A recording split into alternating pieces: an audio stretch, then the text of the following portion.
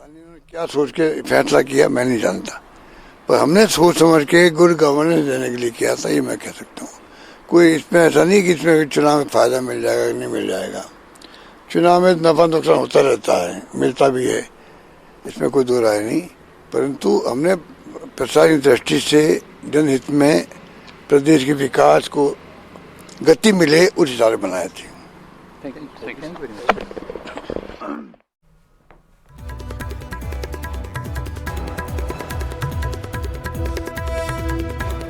ठीक है, तो ये एक रिएक्शन यहां पर अभी पूर्व मुख्यमंत्री अशोक गहलोत की आई। कहा कि गुड गवर्नेंस के लिए लिए थे फैसले, ये फैसले हमने चुनाव जीतने के लिए नहीं लिए थे। आप लगातार बातचीत कर रहे हैं, वहां पे जिलाध्यक्ष जो हैं कांग्रेस के, आप बात करिए अशोक जी, कंप्लीट कीजिए उनसे बात।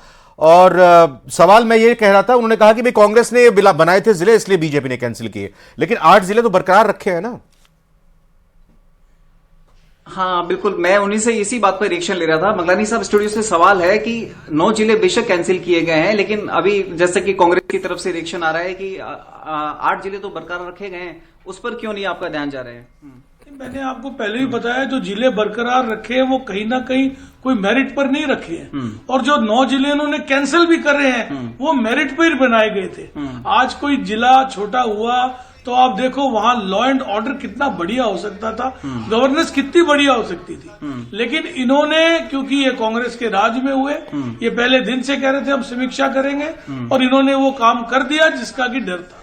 क्या आपको लगता है मंगलानी साहब, जिस तरह से अनूपगढ़ विधानसभा में भाजपा प्रत्याशी की हार का मुंह देखना पड़ा और आपका कैंडिडेट वहां से जीता, इवन लोकसभा चुनावों में भी गंगानगर लोकसभा सीट की अधिकांश विधानसभा सीटों पर आपके सांसद को बढ़त मिली, तो क्या कहीं कोई ये पॉलिटिकल रिवेंज जैसी बात भी सामने आती है? बिल्कुल, क्योंकि अनूपगढ़ और रायसीनगर दोनों ही बहुत अच्छे मतों से जीते, इनके मन में ये टीस थी, और उसको देखते हुए इन्होंने इसको कैंसिल किया। ठीक बात है, बिल्कुल। एक बार चलता हूं भीलवाड़ा में, हमारे साथ राहुल कौशिक लगातार बने हुए हैं। राहुल भाई, हम इस चीज की तो चर्चा कर ही रहे हैं, जो जिले कैंसिल हो गए हैं, निरस्त हो गए और जो जिले बरकरार रहे हैं, लेकिन अगर हम भीलवाड़ा से शाहपुरा अलग हो गया था, जिला बन गया था और वो वापस अब भीलवाड़ा में जुड़ गया है, तो भीलवाड़ा के लोगों का इस पर क्या कहना है?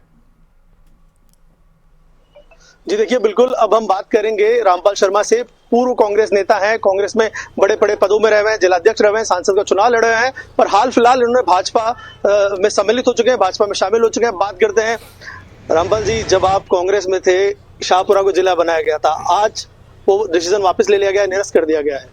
हमने तो शाहपुरा को जिला बनाया तब किसी का स्वागत नहीं किया था कि जिला बनाना अच्छी बात है। कोई भी जिला बनो, किसी भी राज्य में जिला बनो, जिला बनना एक परिसीमन का नियम कायदा कानून होता है। जहाँ 25 लाख की 30 लाख की आबादी के जिले हो, वहाँ 2-2 लाख की आबादी के जिला बनना न्याय संगत नहीं थे। तो जो भी सरकार ने निर्णय लिया वो उचित निर्णय था, क्योंकि शाहपुरा और केकड़ी दोनों की मध्य की दूरी 40 किलोमीटर थी।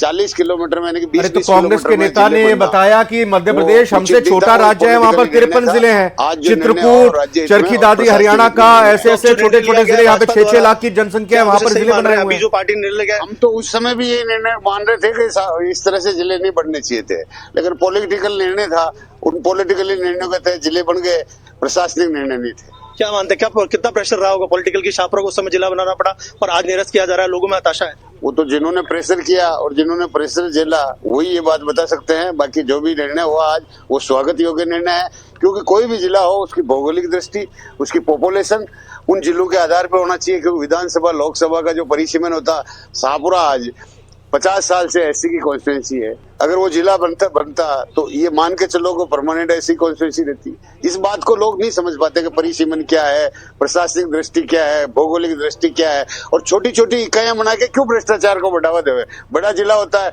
कम भ्रष्टाचार होता है, और लोगों को पता रहता है कि क्या करना क्या नहीं करना। इसलिए मैं तो इस कदम को स्वागत योग्य मानता हूं कि इस तरह से का जो निर्णय है ये ठोस निर्णय है, और इसी प्रकार से सरकार को निर्णय करते रहना चाहिए। उस समय भी विरोध था, पर आज स्वागत कर रहे हैं इस निर्णय का? नहीं, मैंने इस निर्णय का उस समय भी स्वागत नहीं किया। आप उठा के देख लेना, शाहपुरा जिले में जो बड़ा स्थानीय कोई भी कांग्रेस का नेता इसको स्वागत योग्य नहीं बताया, और नहीं ये कहा कि शाहपुरा जिला बना उसका हम स्वागत करते हैं। हाँ, जहाँ जिला बनता है, जिस शहर को जिला बनाते हैं, वहाँ के लोग चाहते ही हैं कि जिला बढ़ो, उनकी स्वागत योग्य बात, जो लोकल लोग हैं उनकी इच्छा होती है। लेकिन भौगोलिक दृष्टि, जनसंख्या की दृष्टि से एक जिला 40 लाख की आबादी का, एक जिला 2 लाख की आबादी का, तो इस तरह से प्रशासनिक गतिविधियां और जिले नहीं बनते। मुख्यमंत्री जी का डिसीजन सही है? मैं मुख्यमंत्री जी का डिसीजन ठीक मानता हूँ। गिरिराज के पास चलता हूं मैं। गिरिराज नेता शर्मा है, कांग्रेस के सांसद का हाँ चुनाव लड़ा बिल्कुल, हुआ है गिरिराज शर्मा और जुड़े हुए हैं सवाई माधोपुर से। गिरिराज जी, ये मैं जानना चाह रहा हूं कि आज प्रेस कॉन्फ्रेंस जब कांग्रेस की तरफ से ली गई तो कांग्रेस की प्रेस कॉन्फ्रेंस में यह कहा गया नेता प्रतिपक्ष की तरफ से कि मुख्यमंत्री ने अपने क्षेत्र के डीग जिले को तो बरकरार रखा और जो उप मुख्यमंत्री हैं प्रेमचंद बैरवा, उनका दूदू जिला बंद कर दिया, निरस्त कर दिया।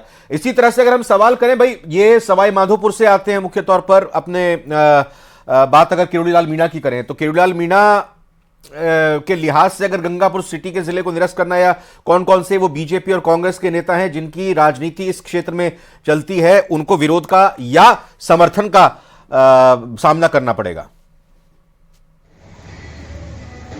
जी देखिए, सबसे बड़ी बात यह है कि जो गंगापुर सिटी जो जिला बनाया गया था, उस गंगापुर सिटी जिले के अंदर करौली जिला और जो कुछ करौली जिला और कुछ दौसा जिला का कुछ जो सीमा है वो उसमें शामिल की गई थी। सवाई माधोपुर जो जहां पर अभी डॉक्टर किरोड़ीलाल मीणा सवाई माधोपुर से विधायक हैं, ऐसे में सवाई माधोपुर विधायक चूंकि मीणाओं के एक जननेता हैं डॉक्टर किरोड़ीलाल मीणा, और एक बड़ी तादाद गंगापुर सिटी में भी जो मीणा समाज की है वो वहां पर रहती है, और उसी का ये परिणाम है। पूर्ववर्ती सरकार ने इनकी सबकी अनदेखी की और आप देखेंगे कि 6 से कम से 7, 8, 9 से 7, 8, 9 सामान्यतः तहसीलें होनी चाहिए, और अनेक जिले ऐसे है जिनमें ये जनसंख्या नहीं थी।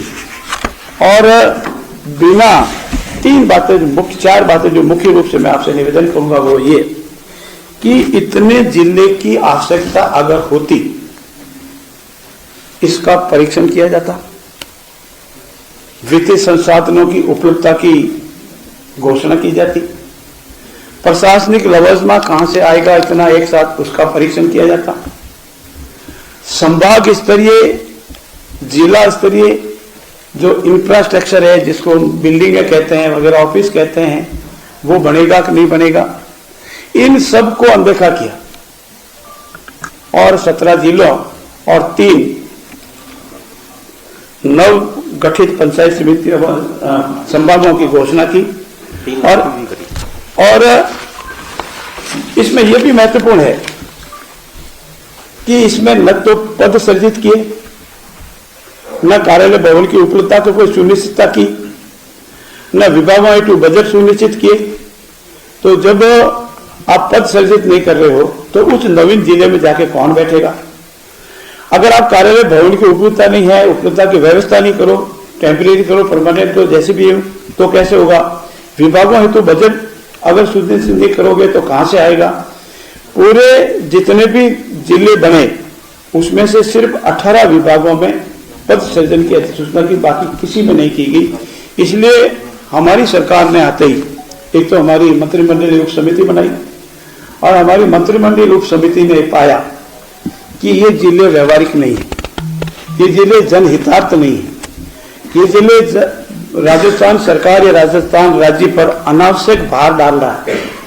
हमारी कमेटी ने यह भी पाया कि इन जिलों की उपयोगिता बिल्कुल नहीं है और बिना उपयोगिता बिना संसाधनों के जिलों की घोषणा करना किसी भी रूप में ठीक नहीं है।